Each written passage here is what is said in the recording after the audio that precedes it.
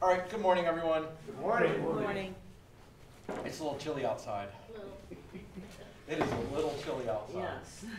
I learned something new today, and that is the thermometer on my car does in fact show negative numbers. I learned that the hard way, unfortunately. So today we are doing Leviticus, our third session on Leviticus, and we're going to be talking specifically about purity laws, and we'll see why. Just a reminder that all of this is Torah. All of this is instruction on how to perceive how God sees the world, and that it is at some level a creation of a mental model of categories that are going to be applied to interpret the world around us. We talk about how the Torah has 5 books: Genesis, Exodus, here we are in Leviticus, Numbers, and Deuteronomy. Leviticus is the center of this 5-book series, and that Leviticus has 3 parts. We have an explanation of the sacrificial system. Today we're going to talk about purity laws, and then finally the third section is going to be moving into holiness. And each of the transitions between these 3 have a narrative portion that explains what happens. And so last week we talked about this transitional portion, which was the ritual failure of Nadab. Are you going to film this? And it is. It is filmed. It's being filmed. Sorry. And so next week we'll talk about the narrative portion, which is the Day of Atonement. But So- aren't these, isn't 11 through 15 about holiness? Aren't they doing all of this So- Isn't this because they want to be holy, because God's holy? Yes, so there are 2 categories that are going to come out of the concept of holiness. Okay. One is going to be purity and impurity. The other is going to be order and disorder. And that one is about a ritual purity. One is about moral conduct. Oh, Both of which are required for holiness. And we'll see the construct that gets played over it. okay. But right now, what we're talking about today, there is no moral category over it. Right? That being impure is not a moral failure. Okay. Okay? So like, again, one of my go-to examples is diarrhea. We've all had it at some point in our lives. That me having diarrhea is not a moral failure. Right? Maybe the choice to go and eat Taco Bell or whatever, like that may have been a moral failure. But like the actual experience of having to go to the bathroom in that way is not a moral failure. Right? It is a natural part of life. We're going to talk about the process of childbirth renders a woman ritually impure. But not morally. Not morally impure. Okay. In fact, we are commanded to do that. Right? So it can't be a moral failure to do it. But it is a ritual purity aspect that matters. So I will say that observing the ritual purity is a moral decision. But the purity aspect of it is not moral.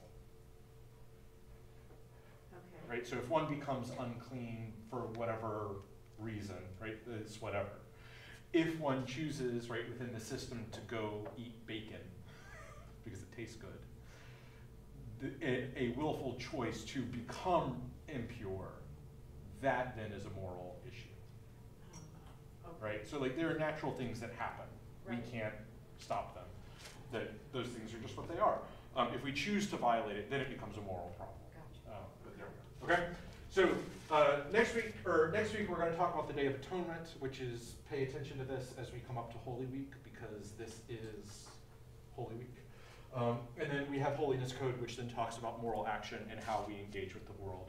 That ultimately is the bridge of order and disorder.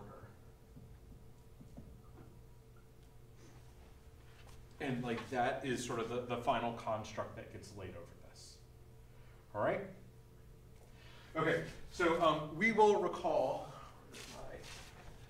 that last week, Nadab and Abihu went into the tent of meeting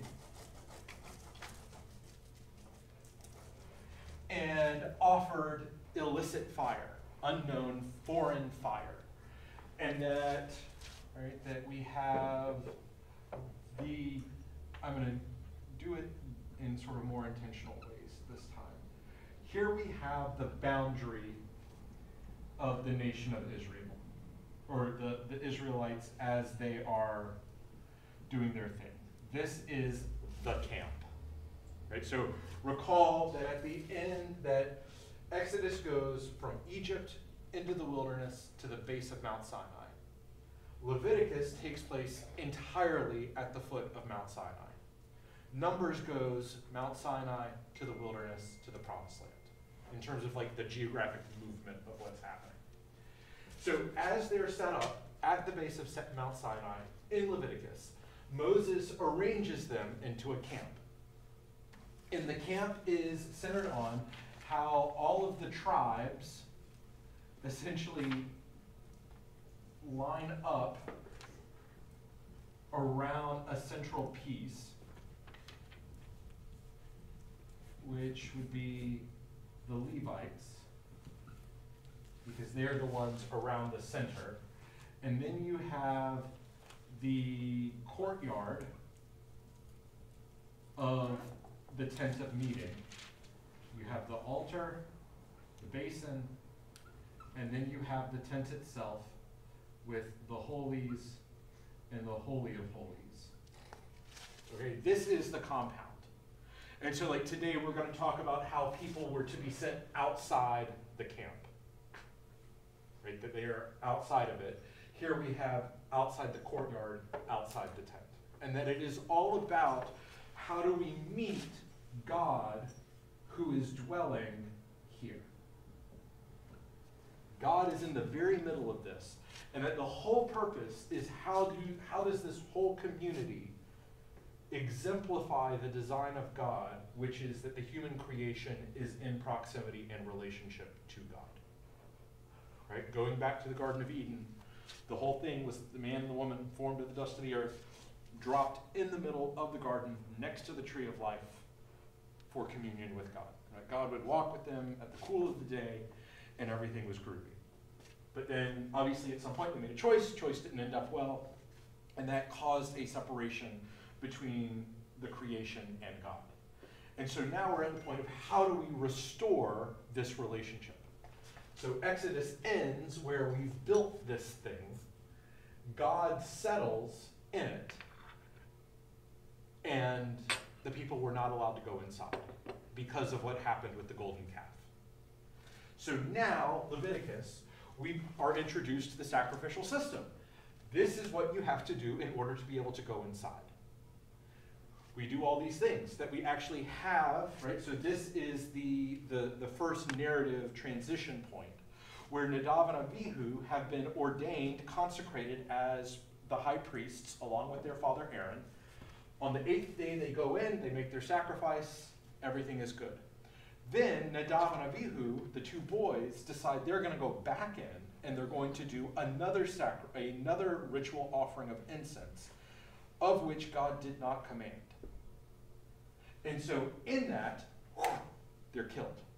They are consumed by the presence of God's fire, and their bodies are left there.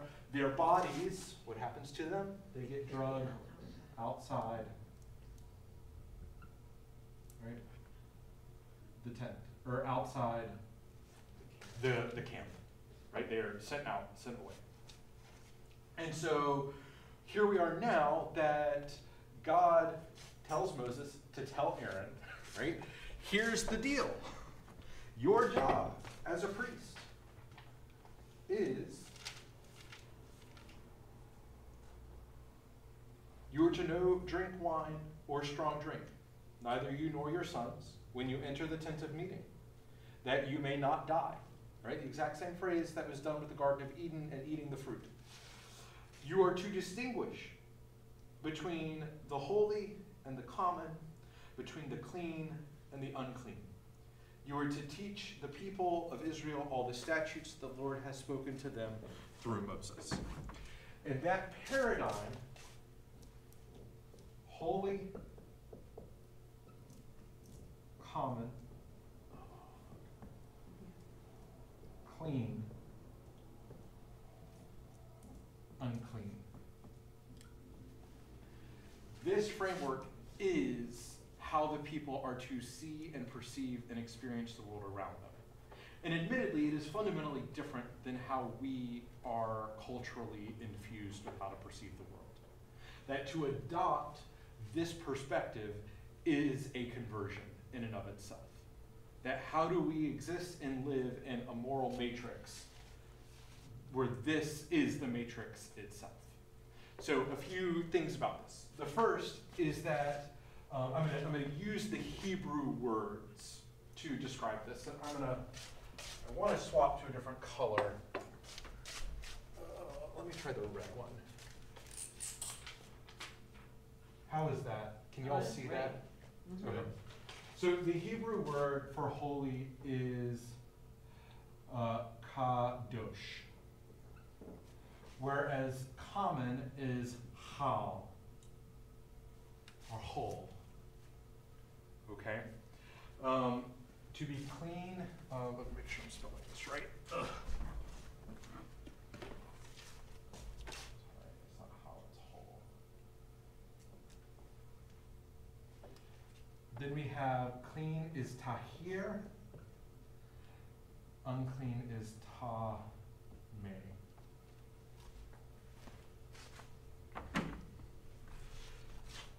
And part of me wants to use the Hebrew words because we make associations with these words in English that are not there in Hebrew.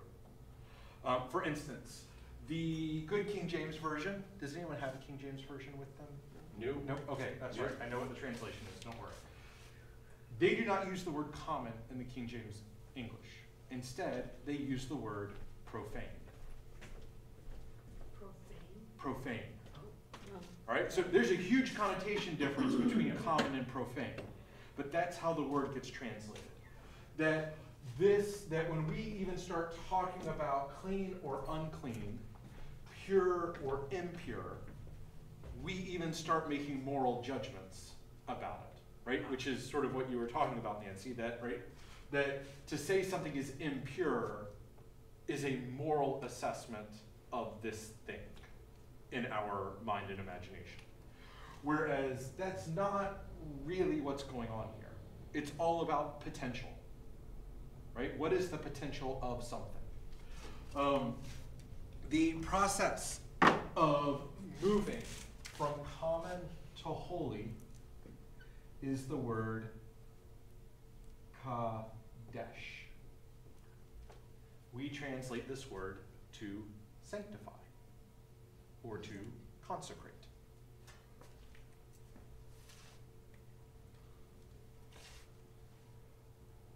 Whereas to go from holy to common is halal. Is that like challah bread? Yeah. Right? There's nothing wrong with challah bread. No.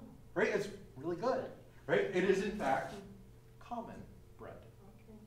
Okay, say that from holy to common is, Halal, okay. which, so, like challah bread. Translates to I'm bread. sorry? Translates to bread? Common. No, as an example. Oh, Right? Oh. Challah bread. Right? That Okay. you buy at the Jewish bakery. That got it. it is common. There's no moral failure in eating challah bread. It is simply common. Okay. It is like, I don't know. Baked French toast. Yeah, it's like sliced bread. It's, Okay, so from holy, okay. which, but our ears, admittedly, so when we talk about Semitic languages, as we drive past stores, we will see the word halal. And does anyone know what the other one is? The opposite of halal in Arabic? Oh, no. Haram. Oh, okay. Okay? That these two words, halal and halal, sound very similar, there is a difference. This is a different letter in Hebrew/Arabic. And also, these are Arabic words, these are Hebrew words. But as we drive past a store and see something that is halal, all it is saying is that the food is both common and clean. To me, I thought halal was the same as kosher. No? So kosher is, no, so halal is specifically under Islamic law. Right, but I thought it was their version of kosher. Yes. If you went to a store that said this food is halal, you'd know that you could eat anything in the store. Yes. Right, if you were Arabic. Yes, yes. Okay. If you are an observant Muslim, that anything that is halal is fine to eat. The kosher laws and the halal dietary restrictions are not the same though, right? There are different rules that govern them. Does it have to do also with the way they slaughter their animals and the blood when the animals? Yes. So in order for something to be considered halal, and it's the same thing in Judaism, that it has to be slaughtered in, quote, the most humane way possible. Right. And that the blood in Judaism has to be poured back into the ground, and that there have to be certain prayers said over this. So like that sort of ritual is correct. Islamic halal dietary laws do not have the same prohibitions against meat and dairy in the way that kosher laws do. Or at least in my knowledge of them. That it's more about just the process of the slaughtering, and then obviously no pork elements. So when we live in this matrix, one of the things that is important to know is that that which is unclean is contagious. So consider, I don't know, I think about The Simpsons, if y'all have ever seen The Simpsons. Yeah. When something is radioactive in The Simpsons, it glows green, right? And when it then touches something, that thing then starts to glow green. Mm-hmm. That which is tameh functions in the same way. So uncleanliness is contagious. Huh. So if I had diarrhea, and I sat in this chair, I am unclean. Just, again, not a moral category. Yeah. But this now is unclean. What about a chicken? What do you mean a chicken? Well, chickens aren't clean, like raw chicken.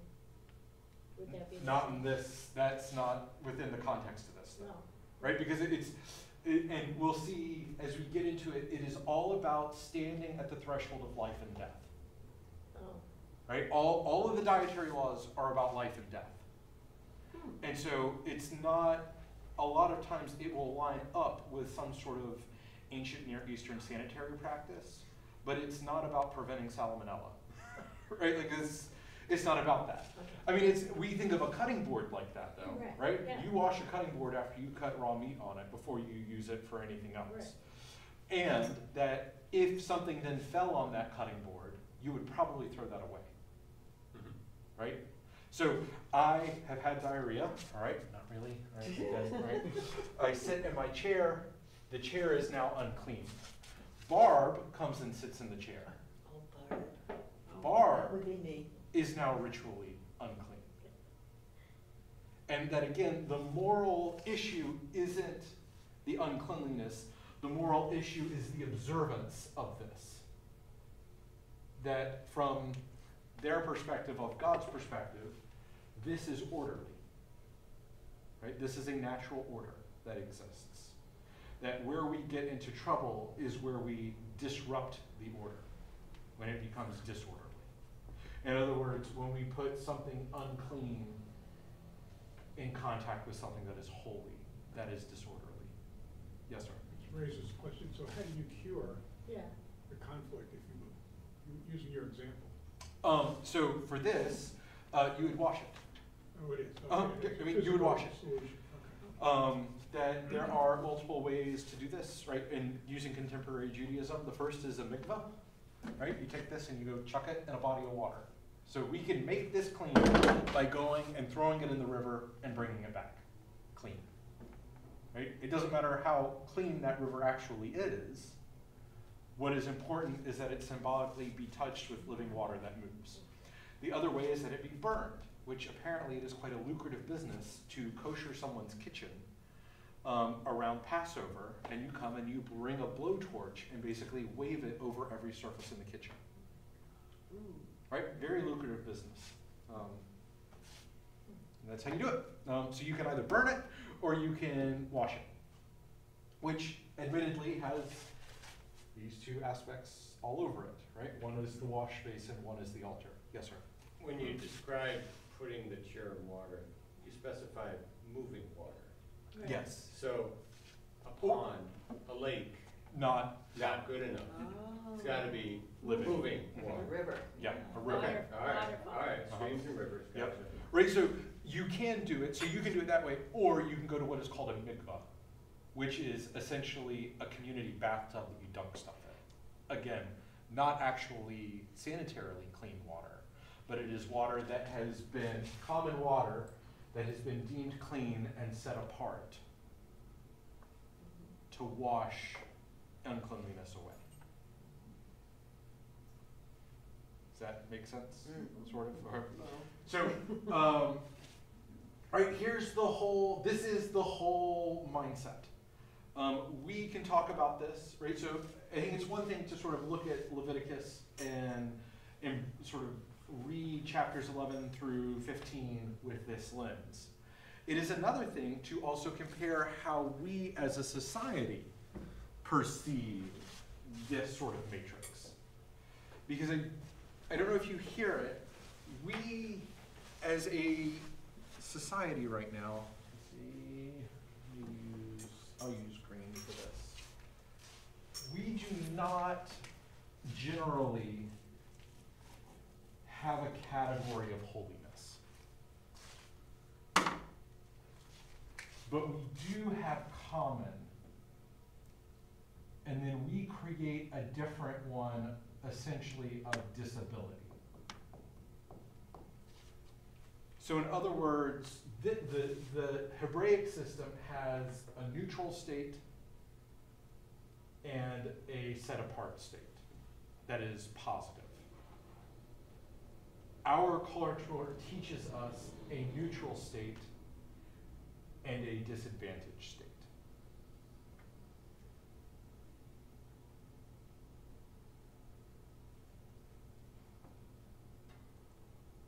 Yes? I don't know. You're gonna have to, Repeat that. All right.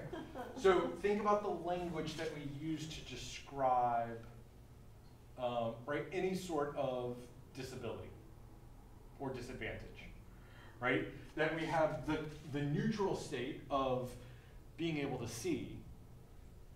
We have a disability state of being visually impaired. We are all able to walk, or we are disabled in our mobility. We, right, that we talk about being neurotypical or neurodivergent. Right, that we as a society set up a negative category and everything else is in a common category. Whereas under the Hebraic system, everything is in the common category except for that thing which is set apart for God. Which is just a different way to see and engage with the world than what we have, right? I mean, think about right? So here's the key word, or the key example, I think, for churches where we embrace this system. Those people. Who am I talking about? those people out there. Those people out there, right? They're generally poor, homeless, smelly, and hungry. Right? We have us, and we have those people. But in the church, we call them neighbors. Right? That we are living in this system in that way. And that is ultimately because what Jesus does is imposes this system on us. Jesus disrupts this understanding of what is clean and unclean. Instead, he simply embraces making the common whole. Because ultimately, that's what the whole purpose is that the nation of Israel is no different than any other ethnic group, but it has been set apart to be a representative figure that stands in the Holy of Holies, which is what Aaron does on behalf, or what the Levites do on behalf of the whole nation of Israel, which is what Aaron does on behalf of the Levites. And then it's like, I mean, I think about the SATs where you have the analogies, right? This is to that as this is to that. Aaron is to the Levites as the Levites are to Israel as Israel is to the whole world. And at some level, that's what we're doing in our worship on Sunday, is reminding ourselves of our role as members of the baptized body of Christ, that we are intercessors on behalf of the world. We are the ones that help maintain this order, that our job is to distinguish between what is holy and common, clean and unclean.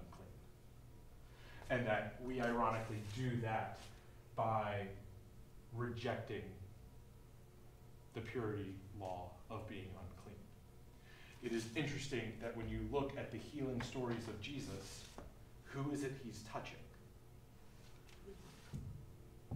The woman with hemorrhages, the leper, right? I mean, think about the list of things that we read that are unclean.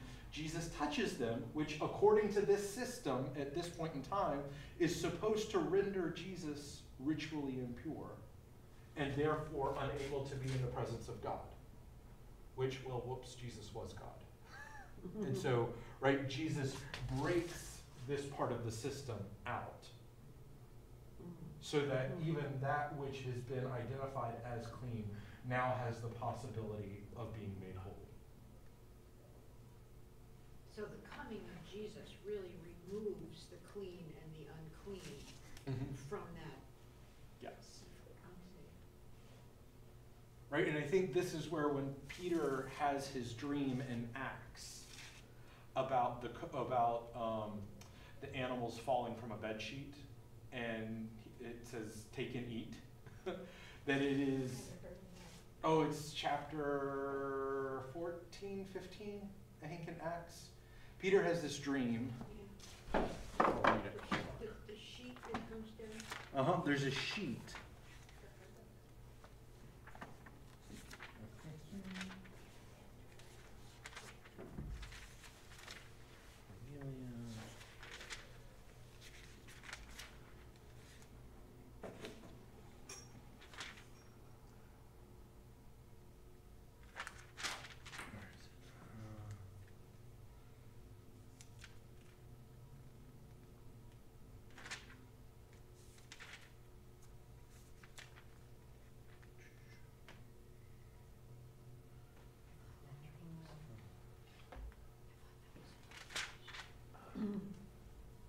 There, it's in chapter 11.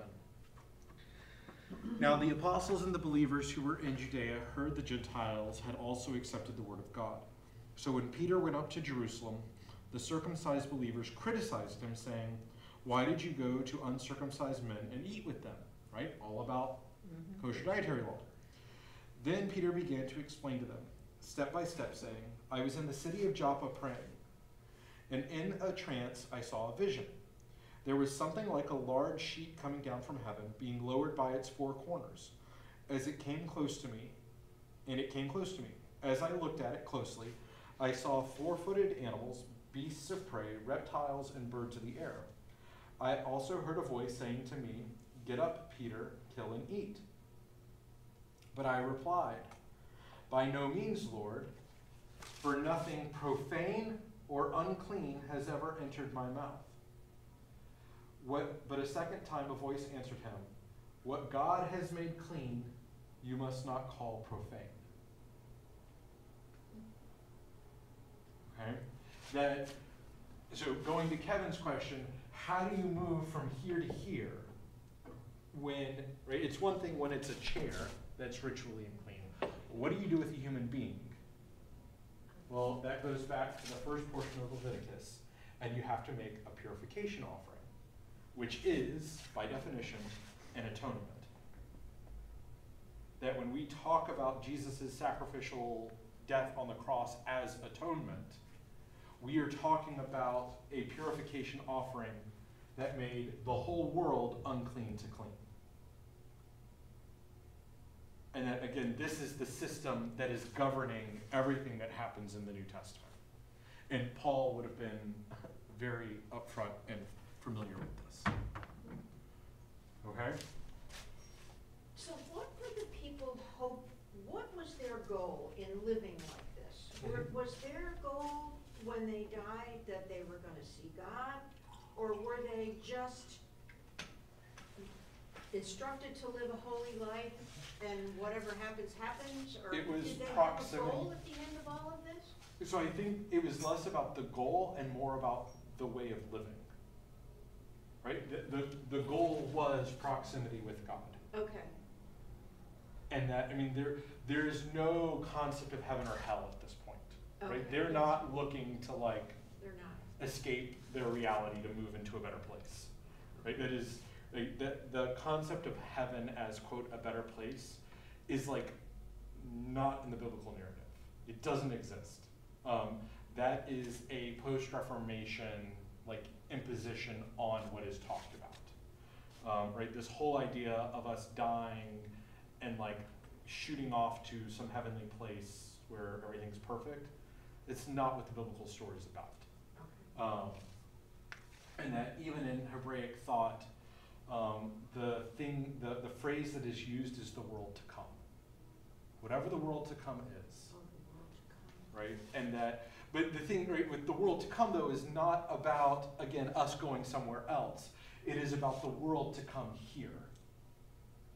So like when we say in the creed, we believe in the resurrection of the body and the life of the world to come, we're talking about God's redemption of the earth.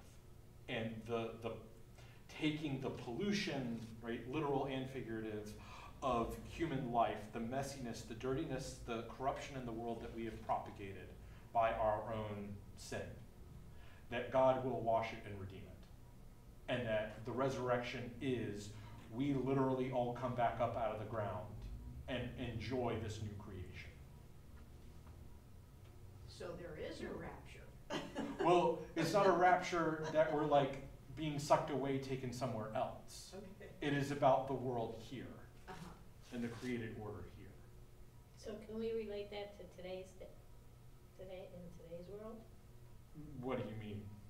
Well, the cleanliness and the pollution.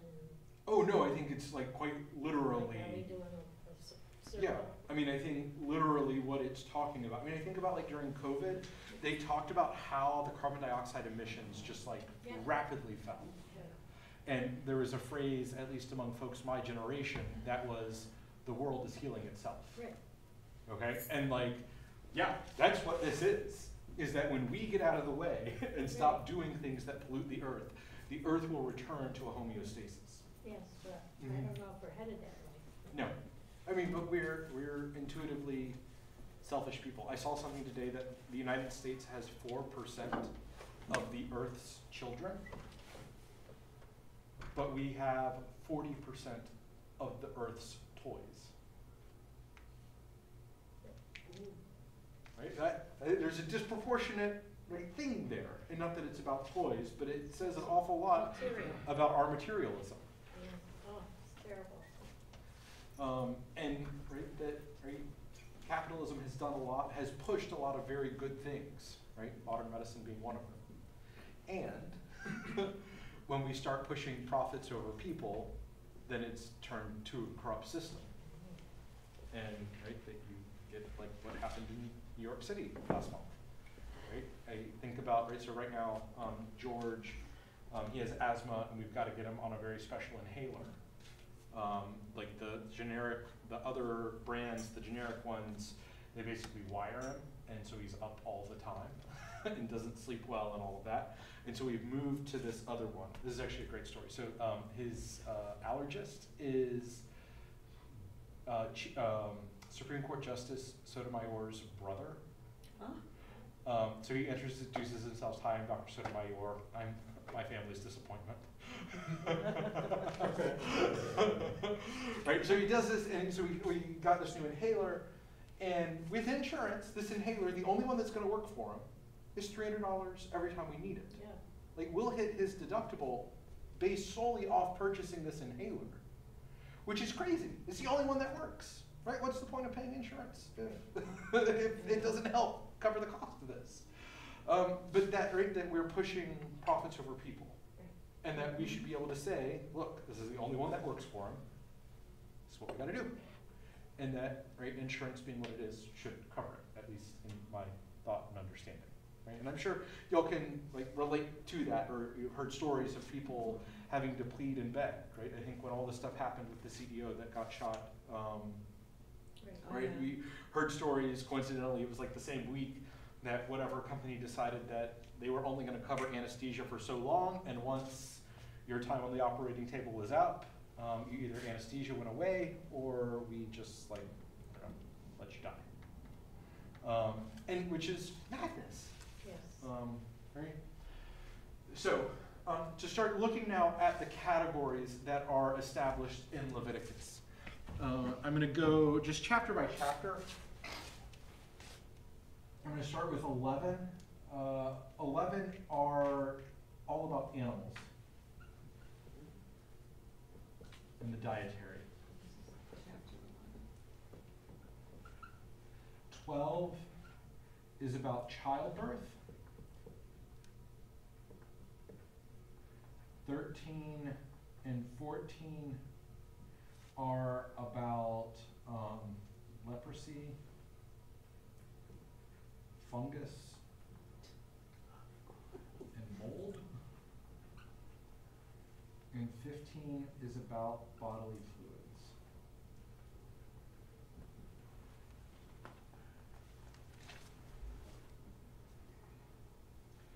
And that each of these have their own thing that they're going for, but the meta category over them is about living on the border, the boundary between life and death. So childbirth, I think, is a very clear and obvious one. And that is, childbirth is a fairly traumatic event for the mother. It is right, so just the physical trauma to the body itself. There is a high probability, potential, that the mother could die in childbirth, or that the baby could die throughout the gestational period and the birthing process itself. And that what it says is that we are acknowledging the border of life and death that we stand on in this moment by becoming ritually impure so as to not be able to go into the presence of God for this duration. And I think it is about setting apart time to reflect on our mortality.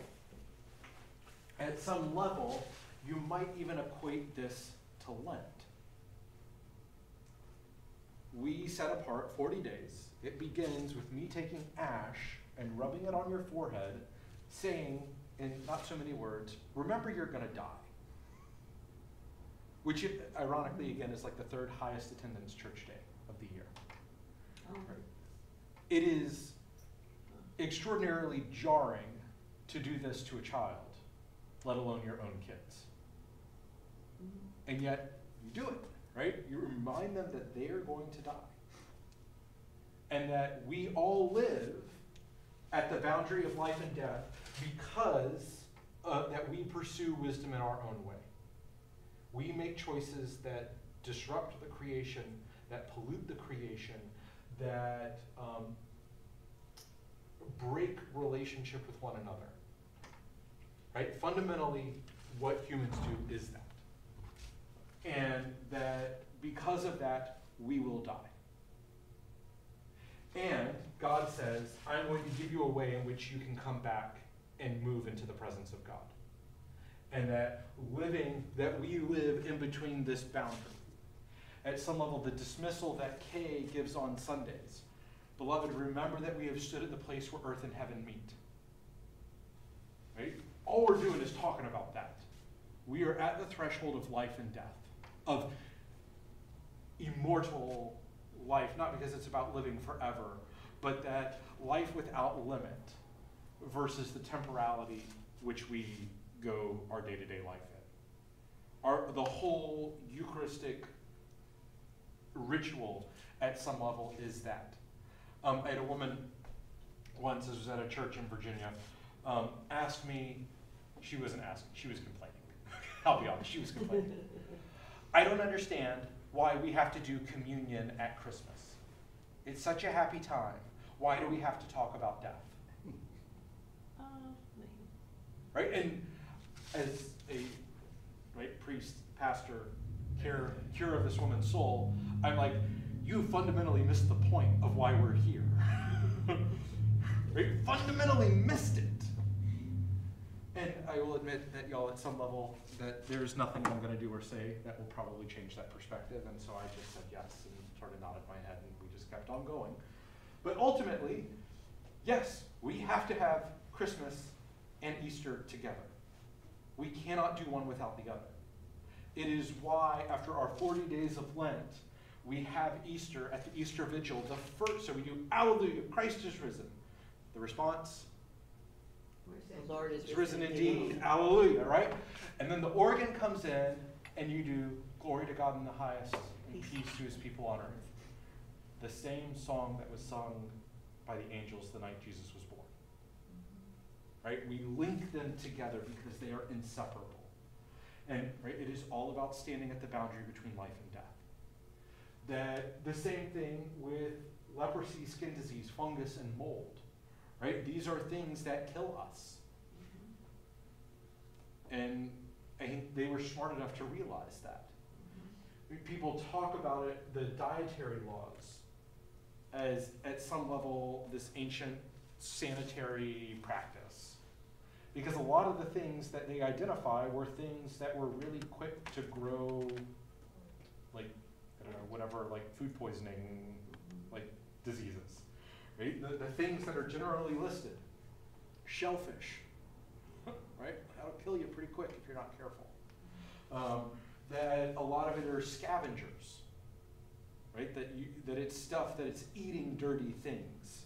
And so to eat something that is eating something gross, you then are bringing that in your body, it will kill you. Particularly, they didn't have Pedialyte back then. There was no rehydrating formula. That this stuff could kill you.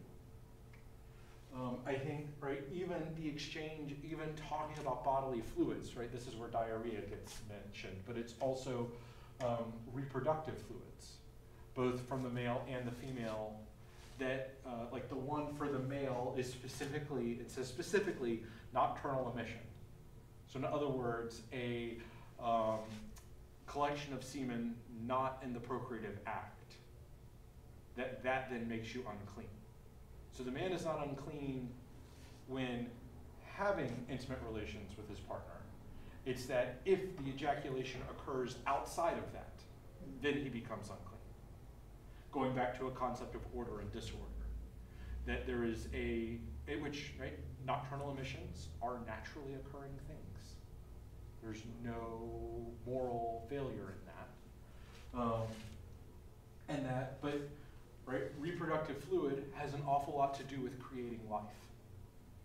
And that to have, right, so putting on their imagination, to have the potential of creating life, but yet having it unnaturally come out of your body, says that there's something disorderly about that.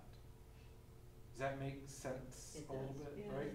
And that, right, so all of this is about, again, the border of life and death, the ability of maintaining order out of disorder, having an aspect of what is clean or unclean, that is the fundamental nature of what's happening. And that living in this world informs an awful lot of what we do. It is why we may not think about it this way, but when we do Eucharist, we go into the church. At some level, I could do it right here. It'd be weird, though. It'd be weird because we also know that we're going to serve coffee off of this on Sunday. right? There's something about the table that is, we wouldn't say that the table is unclean, but we would say it's common. I think part of, like, so the evangelical, like, home church movement, part of why I think that is so appealing is because it is about a group of people taking something common and finding holiness in it. Whereas we've inherited a place that is deemed holy, that we are charged with preserving it. Is some of these, like, how this mental model gets applied to life resonate a little bit. I mean, I think at some level, this is why even what we've identified as our chapel is a little weird. It's different than the church. And that's because that room has dual function. It is not just a chapel. It is a space for receiving bodies. It's doing all of these things. That it serves, it is not set apart in the way that the church is. Right? We don't do anything in that room other than worship. Can your unclean table become common? Yes. Yeah? Mm-hmm. So in other words, those things all work. You can go up and down and left and right. Yes. So everything, right? Everything is common. Everything begins that is created, because the only thing that is holy is God, ultimately. So everything that is created is common. That the status of being within the status of being common, you have the potential of cleanliness or uncleanliness. Okay, got it. Which is, it's the sanctimony people have with the bishop's chair. Like, it's just a chair. I don't care who sits in it. Yeah. But we have set it apart that only that person sits in that chair. It is no different than this chair. Is that less? No, it's a chair. But it's in our head. It is in our head, right? That we have applied this mental model on it. And moreover, though, you would not put a chair in that space, in that function, that was missing a leg or that was wobbly. Right? To miss one of these little feet, we wouldn't call it unclean, but we would say, like, it is not functional. So we're not going to consecrate an unfunctional chair to serve as something holy and set apart. We're going to fix the chair, which makes it clean, that we then can set apart. Okay. Right? I mean, so this is where we do this stuff. We just don't talk about it in this way. Right. Plus, we have all kinds of dietary laws and things for all of those things. We just don't have them, well, we have them in the Bible, but we have books on health and books on diseases and. Well, yeah, so, and I think that's part of, I think the imagination that we have to have when reading this is that this is particular to an interpretive time and place. That some of them don't make sense, but they're also social conventions. So, how many of you brush your teeth? Oh, yeah. Right, brush your teeth. All right, raise your hand. Raise your hand. Raise your hand. Lift it up. Lift it up. All right, I need everybody to lift up their hand if they brush their teeth. Okay, keep it up. Keep it up. If your toothbrush remains out on the counter, leave your hand up. Right? Oh, out, you mean like? Yeah, so you got a little cup right next to the sink and you set it out, right? Oh, you can put it there, yeah. Okay, all right, perfect. Actually, I'm gonna put your hands down because I don't want anyone to acknowledge this. That's really dirty. That's really gross. You think about using the bathroom, right? Your diarrhea, for instance. If you don't cover the lid of that toilet when you flush it, all that fecal matter has now just floated up in the air and is landing on your toothbrush that you're now putting in your mouth and brushing your teeth with. Right? We have social taboos that we don't think about. We would never eat a meal in a bathroom. Yeah. But we'll brush our teeth in it, though, because that's clean. Right. Right? I mean, even things like, even a kitchen sink is a pretty dirty place. If you think about what goes in that. And that if I have done the dishes, the sink is clean, I put a knife that I just put peanut butter and jelly on a sandwich bread in the sink, and then I go to pick up the knife to use it again, I will wash the knife in between, simply because it was in the sink. But had I sat it on the counter, I wouldn't think twice about it. Right? That we have these social taboos about cleanliness that we don't think about. And I will say, part of like the dietary laws are to force you to think about it. I will say the best Lent I ever had was in college. And my Lenten observance was maintaining the dietary laws. And I had to decide every meal, am I going to eat meat or am I going to eat dairy?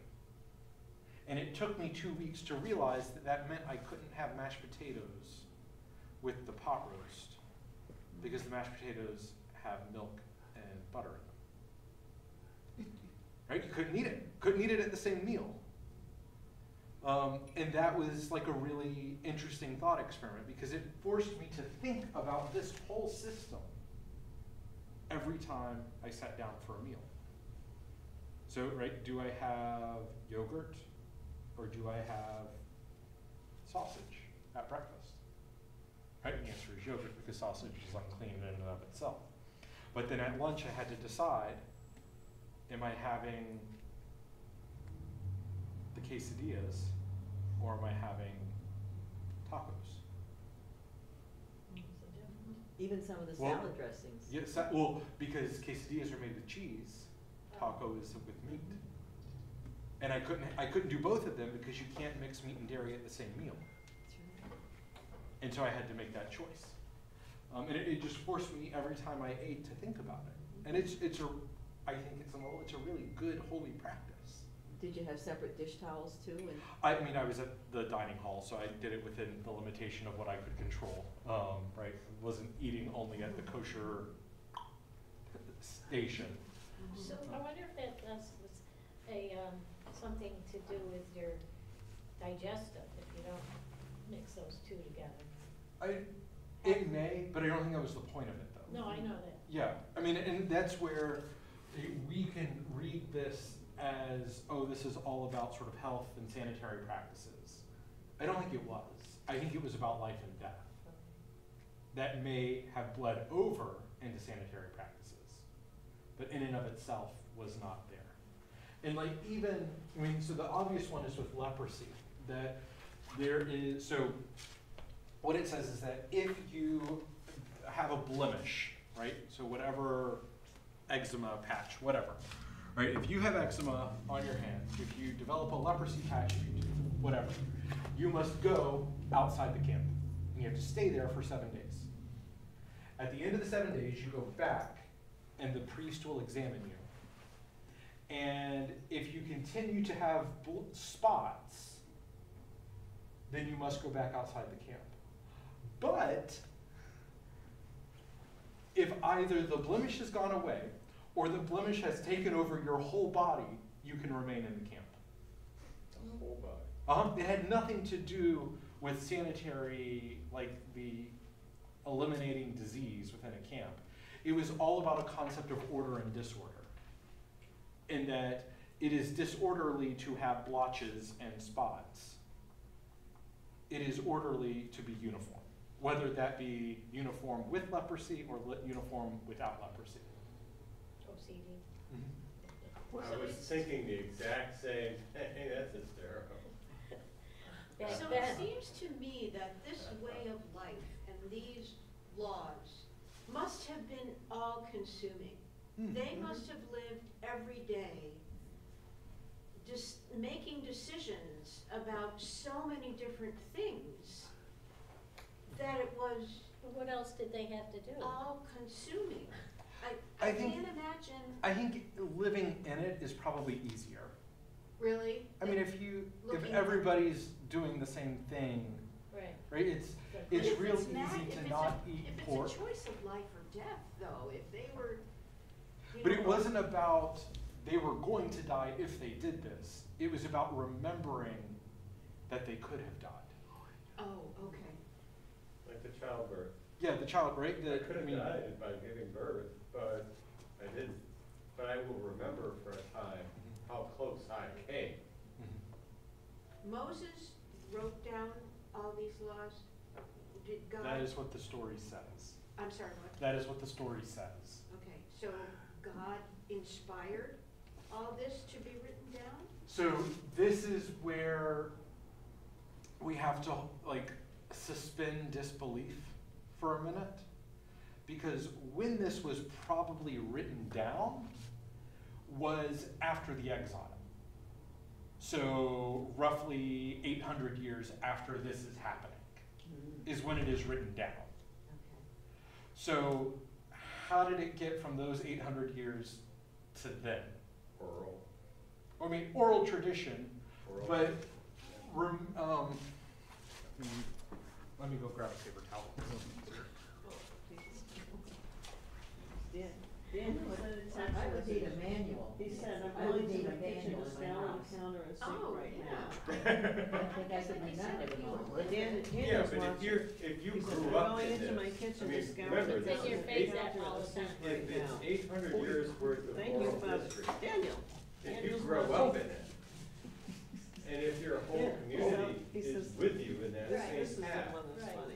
the community That's all they helps talk about. develop some kinetic energy Whoever's so in that the it's kitchen not sing. just you making each decision. Yeah. You have help. I think it's one of those, like, it's real easy not to eat bacon when no one owns a pig. Right? I mean, if you can't buy it, it's real easy not to eat it. So let me answer this question real quick, Charlie, okay? Actually, go ahead and ask it, and I'm gonna write it down, and then I'm gonna answer Nancy's question. What is your question? Mine's quick. Uh-huh, Susan says we have books today, uh-huh. health books, and tell us how to Yep. be proper. They didn't have those books back in those days. No, So those dietary laws and things are health books. I don't think that was the primary intent, though, right? That is a secondary consequence. But they result in being health books. Yes, Okay. right? But that's like saying the pursuit of happiness, right? That I pursue happiness by doing X, Y, and Z.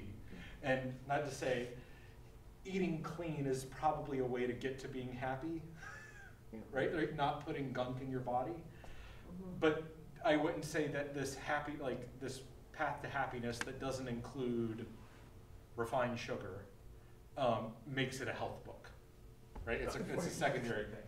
Okay, so talking about the Torah, that we have the first 11 chapters of Genesis, 1 through 11. And then we have the story of Abraham moving into Egypt, Abraham, right, Isaac, Jacob, and then we're down here at Joseph. 400 years pass, and then we get Moses. And Moses leads the trek back to the Promised Land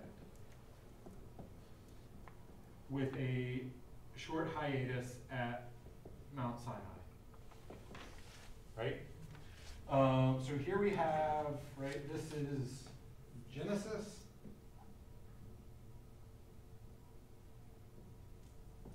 Exodus, Leviticus, Numbers,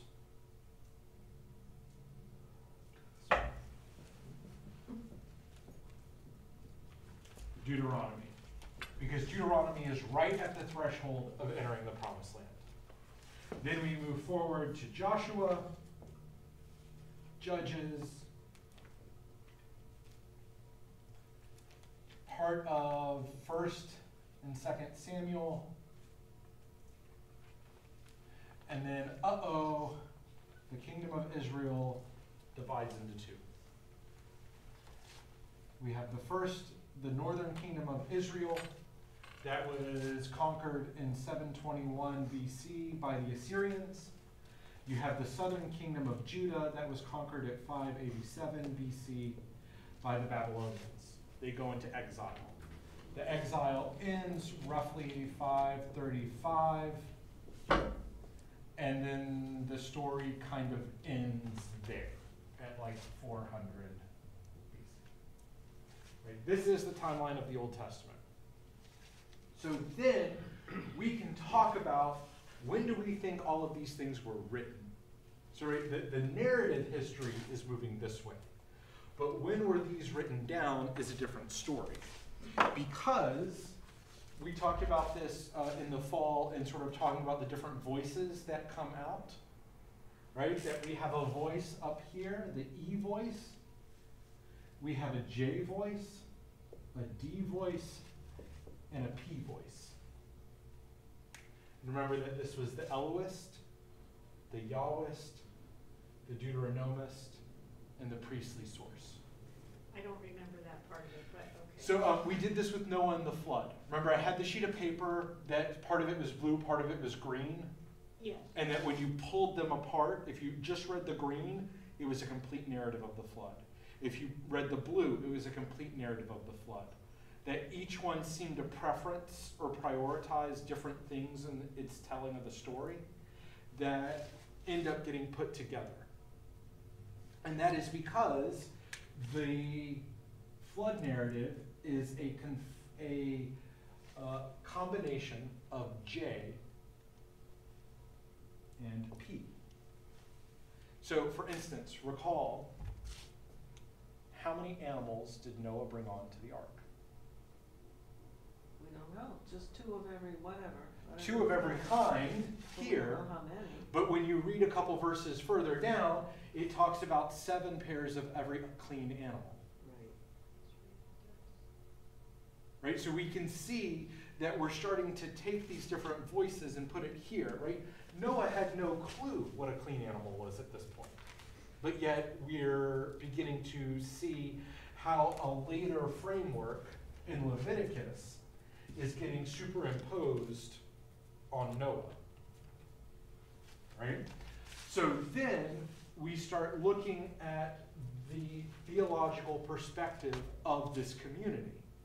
And the things that are developing over time is that as we move this way,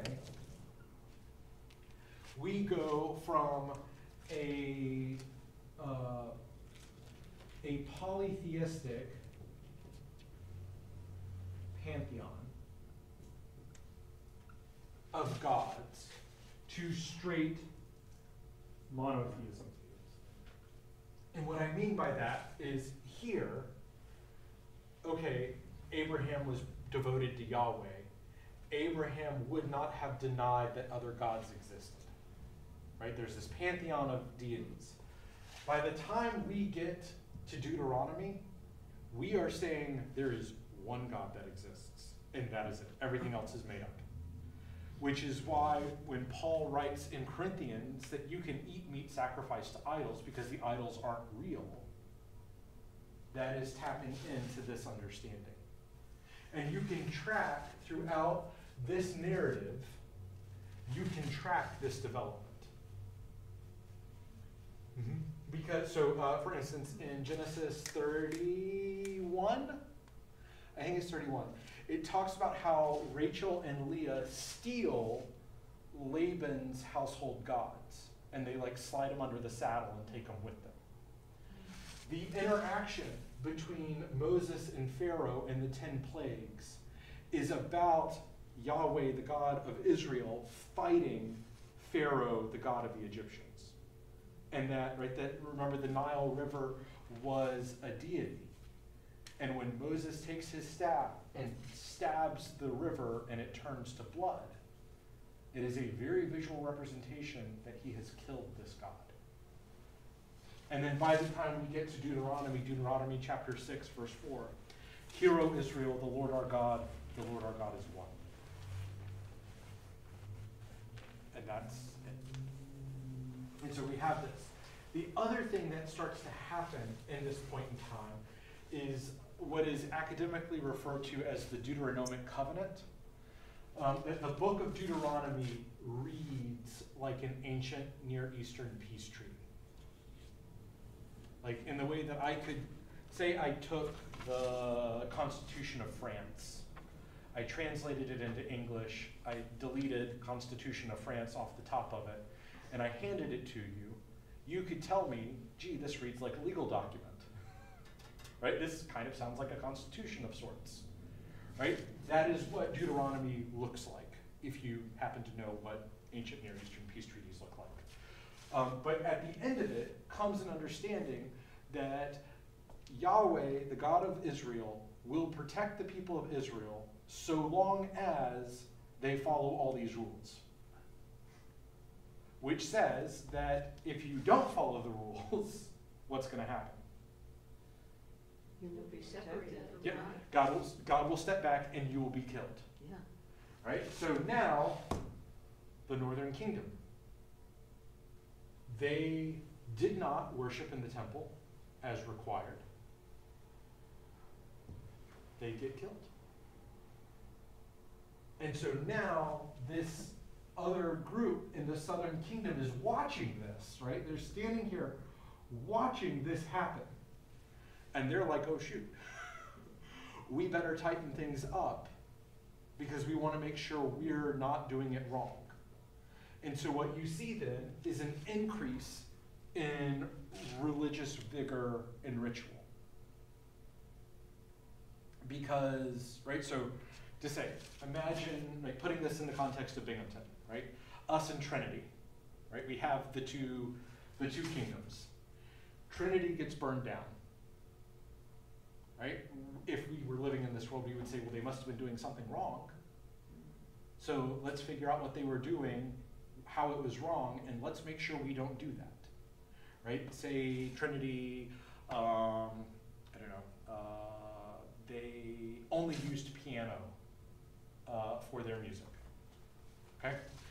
Well, it says right here, thou shalt only play the organ for church on Sundays, right? So you better believe not only are we gonna make sure only the organ's used, but we're gonna get rid of every piano we own to eliminate the possibility that we might do something wrong, thereby garnering God's favor. And so what we see is Josiah at the end of 2 Kings basically walks into the sacristy and says, hey look, I found this book.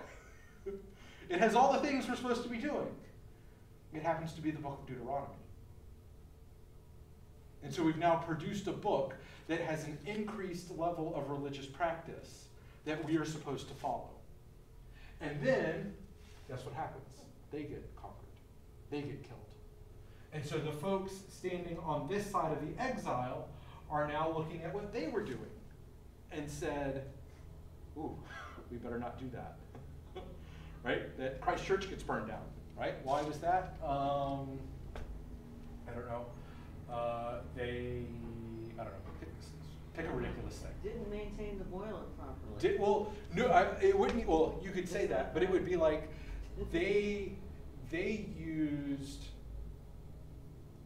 sherry instead of port in their communion wine. Right? God forbid. Right? Clutch your pearls. Or they had a manual keyboard. A manual, yes. Right?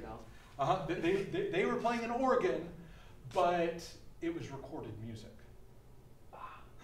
Right? Clutch your pearls, okay? And so now, what do? We make sure that we, one, only have an organ, but two, that it only works if someone is physically playing it. They always lived in fear. Well, but it was always after these sort of cataclysmic events, right, that would develop something. And so now you have another description of what's going on, a priestly source, that all of a sudden looks remarkably like the book of Leviticus. And you can actually track the development of kosher law from Exodus, I believe it's chapter 34, verse 12. You shall not cook a kid in its mother's milk. To Deuteronomy, which has a simple matrix of what is clean and unclean. To Leviticus, which is a significantly more complex paradigm to discern what is clean and unclean in their animal. And it's because every time something happened, they upped the religious meter in order to garner God's favor. So that is in some way an answer to the question, when was this written down, right? Did Moses write this? According to the story, yes. And that we are able to demonstrate through, I would say, like archaeological literary investigation, that chances are the book of Leviticus was written somewhere in here. So whether that means that they took the story and updated it is one thing. Or did they look at what was going on and they say, well, we gotta write this down so that everyone knows what's happening, right? And that is not an appeal to say, well, this is all made up. It is remember that this whole narrative is meant to be instructive, but it's meant to be instructive for people at a particular place and time, right? The Torah isn't instruction for the people living here. The Torah is instructive for the people living here that are reading about it in terms of how they live their life moving forward. Because Moses didn't make it into the promised land. Yeah. He was gone a long time. Mm-hmm. Right, so I think this is the, I think like a fundamentalist Protestantism, they treat the Bible as like this oracle book, right? Let me open up to a page and I'll stick my finger on it, and whatever that verse is whatever God has to say to me. Okay, great. Say you do that and you plop yourself right on Noah and the flood. What is your response to this, right? It's probably not to go out to Lowe's and start building a boat. Right? I mean, right? That is not the instructive quality that this holds. It is instead about how do we see the story of life and death, of choosing God's way versus a human wisdom. Right? That it is meant to be meditative, instructive literature that we reflect on, not just a history book that was written as people went. And I think that latter option is significantly more profound and interesting. Right? If I'm just reading this to say, okay, well, it sounds like they killed a bunch of animals, right? I missed the point of the whole thing.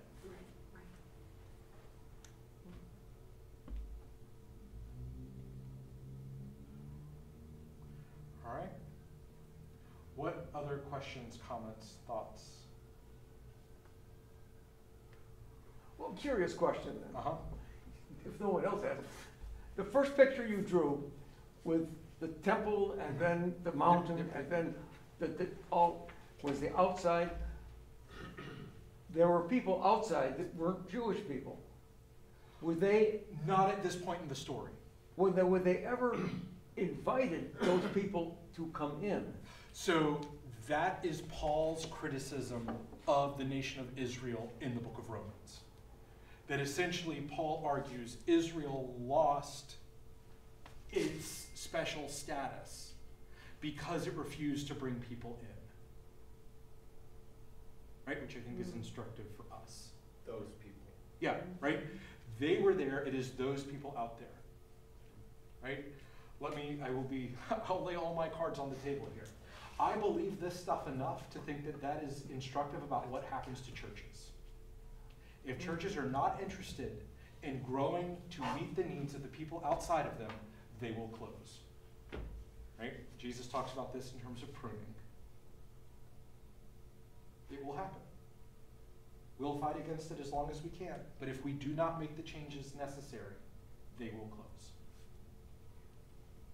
And right, we're seeing this culling take place in American Christianity right now. It's already happened in Europe. Right? That this is where we are. We are living in this story. And it's not because we're not keeping the ritual law, whatever. It's that we are not inviting people to see the world as God sees it.